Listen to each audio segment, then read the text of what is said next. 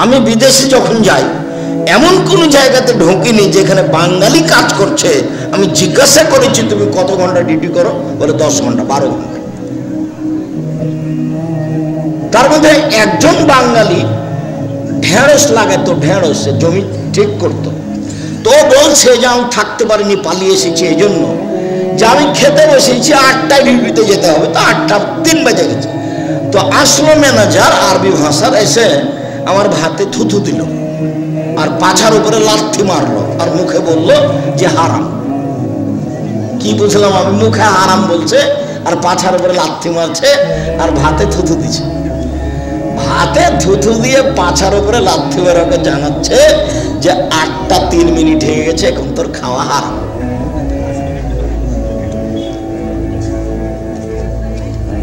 এর নাম বিদেশে কাজ। ওটা এদেশেও আছে, বিমানবন্দরে আছে, ডিউটির 19-20 নেই। বিমানবন্দরে ঢুকলেই যারা টয়লেট পরিষ্কার করে তারা ডান্ডাটা হাতে করে দৌড়িয়ে চলে আসে আমার কাছে, যে সালাম দেয়। তাই আমি বললাম যে ডান্ডাটা হাতে করে এলে কেন? তো বলছে যে হাতে না থাকলে বেতন কাটা যাবে, পরিষ্কার করা ডান্ডাটা। আর আমি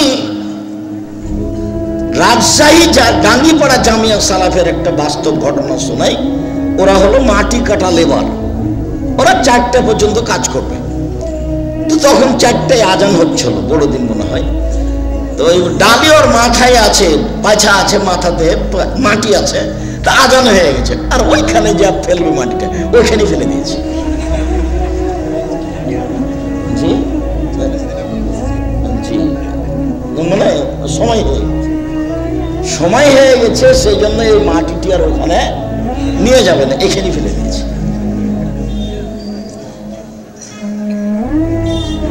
যারা রং মিস্ত্রির কাজ করে, যারা স্যানিটারি কাজ করে, ওরা নাকি 10টায় আসে। আর যারা রাজমিস্ত্রির কাজ করে ওরা 8টার নাম দিয়ে 8:30টায় থাকে। ওইদিকে আবার বিকেলের কাজ করার শুরুর নাম দিয়ে 2টা 2:30টায় শুরু করে। তার মানে রুচিটা আছে ফাঁকি দেওয়া। 4টে জরুরি কাজ: 1 5 ওয়াক্ত সালাত, 2 হালাল রুজি, 3 কোরআন তেলাওয়াত, 4 জিন্দেগিতে বসবো না যেখানে 2 জন বসে আছে। জরুরি প্রয়োজন থাকলে আসসালামু আলাইকুম, আব্বা আমাকে পাঠিয়েছে আপনাকে কথাটা বলার জন্য।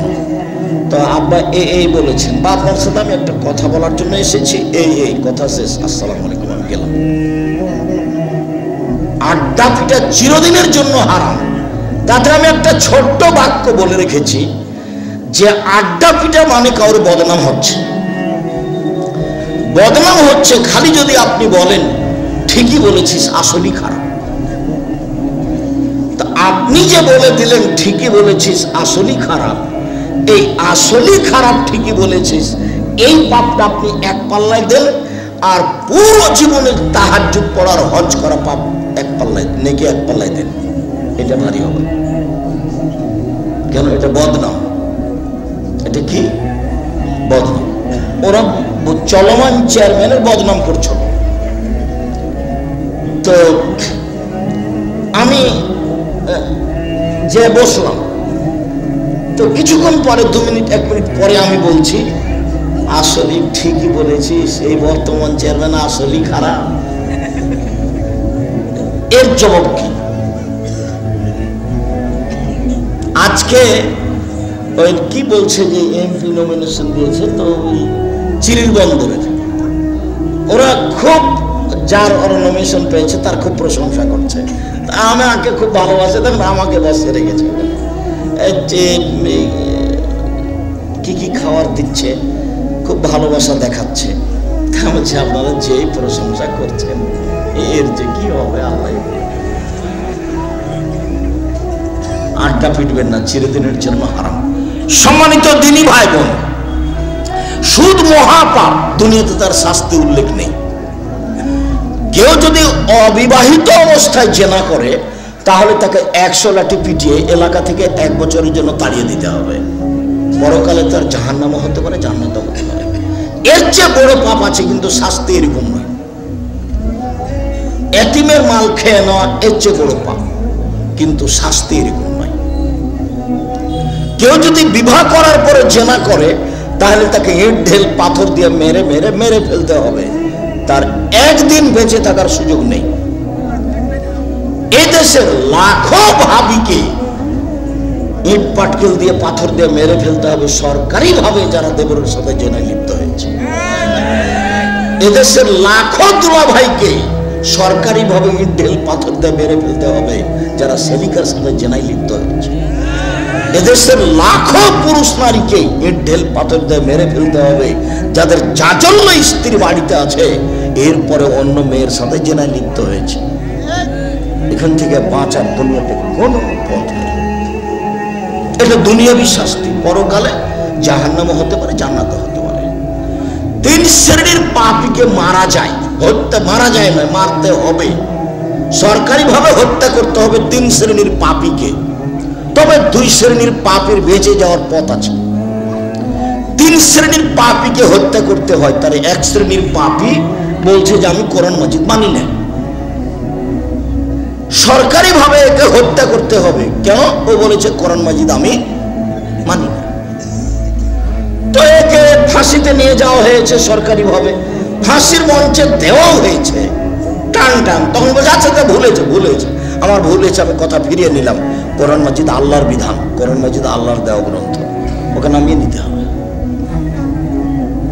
কিন্তু পাপটা ছিল তার হত্যার যোগ্য, কিন্তু তার নিজের কারণে আবার কি হলো, ফিরে আসছে। আপনি যদি আমাকে হত্যা করেন, আমার বাপ মা আপনাকে হত্যা করে নেবে, তার নাম কিসাস। তো আপনি আমাকে হত্যা করেছেন, এখন আমার বাপ মা আপনাকে হত্যা করার জন্য সরকারি ভাবে বলা হয়েছে, মঞ্চে আপনাকে নিয়ে যাওয়া হয়েছে, শুলি মঞ্চে, ফাঁসি মঞ্চে। এখন আমার বাপ মা বলছে মাফ করে দিলাম, মাফ করে দিলাম, না না না আমরা কেসাস নেব না, মাফ করে দিলাম, আমরা কেসাস নেব না, মাফ করে দিলাম। এখন আপনাকে মঞ্চ থেকে নামিয়ে নিতে হবে, কেননা মাফ করে দেওয়া আপনার ব্যাপার। হত্যা ছিল, পাপ ছিল হত্যার যোগ্য। 3, বিবাহ করার পরে জেনা করলে তাকে হত্যা করতে হবে, ফাঁসি দিতে হবে, ইট ঢেল পাথর দিয়ে মেরে ফেলতে হবে। পৃথিবীর এমন কোনো বিধান নেই যে বিধান দিয়ে তাকে বাঁচাতে পারা যায়, বাঁচানোর কোনো পথ নেই। যে মেয়েটা এসে বলল যে তাহেরিন ইয়া রাসূলুল্লাহ, আল্লাহ রাসূল আমাকে পবিত্র করেন, একটা মহিলা এসে বলছে। তো আল্লাহ রাসূল বলছেন ইরজি, বাড়ি ফিরে যাও, আস্তাগফিরুল্লাহ, আল্লাহর কাছে ক্ষমা চাও, তুবি ইলাইহি, তওবা করো, আল্লাহ তোমার পাপ ক্ষমা করে দিবেন। তখন মহিলাটা বলছে ও মাজুন মালিকের বিচার না করে তাকে ফিরিয়ে দিয়েছিলেন, সেইভাবে আপনি আমাকে ফিরিয়ে দিতে চাচ্ছেন। অন্না হবলা মিনা জেনা, আমার পেটে সন্তান আছে, অবৈধ সন্তান, বিচার করে দেন, আমি ফিরে যেতে রাজি নই। তখন আল্লাহ রাসূল বলছেন আচ্ছা ঠিক আছে, ইরজাই হাতা তালিদি, বাড়ি চলে যাও, যেদিন তোমার বাচ্চা হবে সেদিন আসো, বিচার করে দেন। তো মহিলা চলে গেল। মুসলিম গ্রন্থে এসেছে যে সবে মাত্র বাচ্চা জন্ম নিয়েছে, সেই বাচ্চাকে তেনাতে জড়িয়ে নিয়ে, ন্যাকড়াতে জড়িয়ে নিয়ে রাসূলের দরবারে এসে বলছে এ দেখেন বাচ্চা প্রসব হয়েছে, বিচার করে দেন। অবস্থা দেখে তো আল্লাহ রাসূল একবার অবাক। আল্লাহ রাসূল বলছেন ইরজাই, বাড়ি ফিরে যাও, ফারদাই হে, বাচ্চাকে দুধ খাও, হাত্তা তাতমি হে, যখন বাচ্চা দুধ ছেড়ে দিবে নিয়ে আসিও, বিচার করে দেব। মহিলা বাচ্চা নিয়ে বাড়ি চলে গেল। 2 বছর বাচ্চাকে দুধ খাওয়ালো। দুধ মা প্রমাণের জন্য 2 বছর সময়সীমা।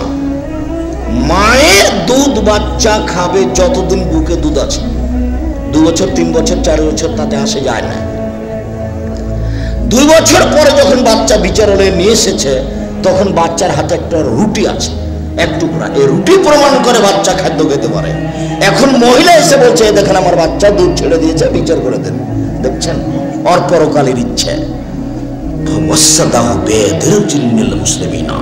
আল্লাহর নবী বাচ্চাটাকে একজন মুসলমানের হাতে দিলেন, বললেন যাও তুমি বাচ্চাটা লালন পালন করো। আর বললেন সঙ্গী সাথী এই যাবো বেহা, তোমরা একে মাঠে নিয়ে যাও, ওয়াফিউলাহা সাদরাহা, ওর জন্য একটা গর্ত খোঁড়ো, বুক পর্যন্ত গর্ত খুঁড়ে তাকে মাটিতে বুক পর্যন্ত পুঁতে দাও।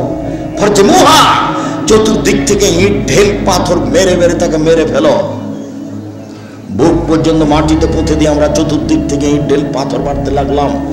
খালিদ ইবনে ওয়ালিদ বলছেন, আমি তার মুখের উপর একটা পাথর মারলাম, পাথরটা তার মুখে লেগে মুখ ফেটে রক্ত ছিটে আমার গায়ে এসে লাগলো।